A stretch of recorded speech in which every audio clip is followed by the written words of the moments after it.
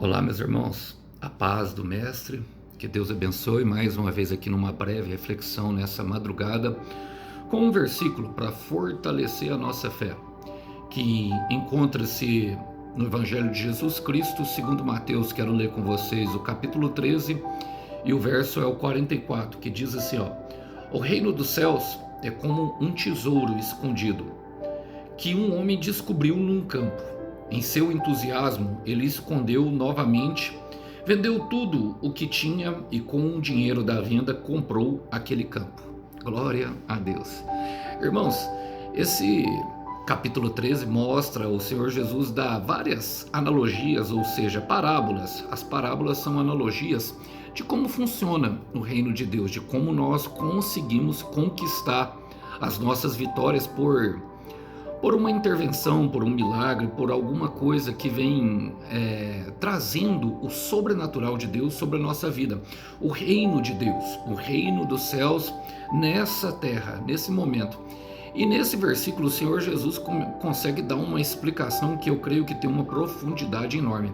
E eu aprendo algumas coisas com ela que eu gostaria de compartilhá-la com vocês rapidamente. Que diz assim, ó: O reino dos céus é como um tesouro escondido, que um homem descobriu num campo. Bom, primeiramente, nós percebemos, irmãos, que ele está lá.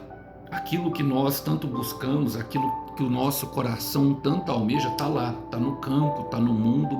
O Senhor já colocou lá, mas precisa ser descoberto. Por quê? Porque está escondido. E nós jamais conseguiremos sem a ajuda dele mesmo, sem a ajuda do Espírito de Deus.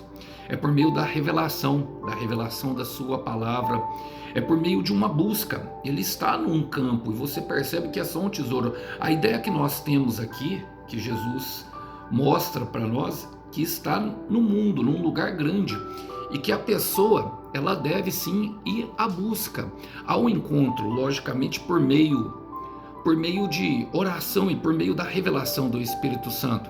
Nós temos a ideia, por exemplo, a mesma ideia aplicada ali em Provérbios capítulo 31, versículo 10, que fala: mulher virtuosa, quem a achará? O seu valor excede a muitos rubis.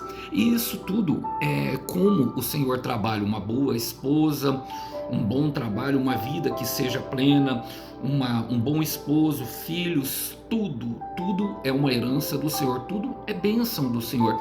Mas nós precisamos procurar, precisamos buscar. Não é de qualquer forma, não é pela nossa natureza adâmica, não é pela a força do nosso próprio braço, é pela revelação de Deus. E a palavra diz mais, fala assim, ó: em seu entusiasmo, ele o escondeu novamente. Irmãos, e aqui a gente aprende um segundo segredo: não sai contando para ninguém tudo aquilo que Deus conta, tudo aquilo que Deus te revela. Na nossa empolgação, normalmente nós fazemos ao contrário, mas esse homem é o homem sábio. No seu entusiasmo, ele escondeu de volta. O salmista vai dizer em Salmo 119: escondi a tua palavra no meu coração para não pecar contra ti. Nós vemos José, por exemplo, irmãos, contando os seus sonhos, contando aquilo que Deus tinha lhe dado. Isso provocou bastante inveja. Lógico que tudo aquilo que ele vivenciou serviu e cooperou para o bem dele, porque Deus transforma todas as coisas segundo o seu propósito no bem daqueles que o amam, naqueles que estão vivendo o seu propósito. É o que Paulo vai dizer para nós. Agora, é muito melhor esconder, porque aquilo que o inimigo não sabe, ele não ataca. Eu quero repetir: aquilo que o inimigo não sabe, não ataca. Então aquele homem descobriu o segredo da felicidade, aquele homem descobriu um tesouro, ele enterrou e não pegou. Por quê? Porque ele era sábio e ele entendia algo, que é a terceira coisa que eu aprendo. Ele fala, o Senhor Jesus fala: vendeu tudo o que tinha e com o dinheiro da venda comprou aquele campo. Ele não comprou, irmão, só o tesouro, ele comprou o campo todo. Você consegue compreender?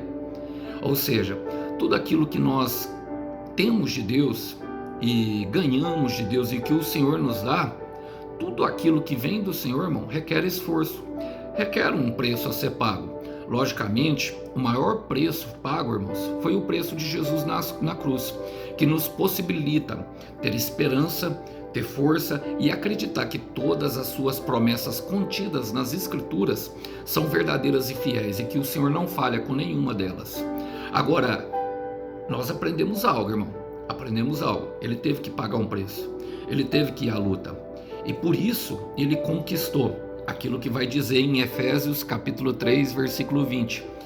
Ora, aquele que é capaz de infinitamente fazer mais do que pedimos, do que pensamos ou do que imaginamos, ou até ao mesmo oramos, segundo o seu poder que opera em nós. Ele encontrou um tesouro, mas comprou o campo inteiro.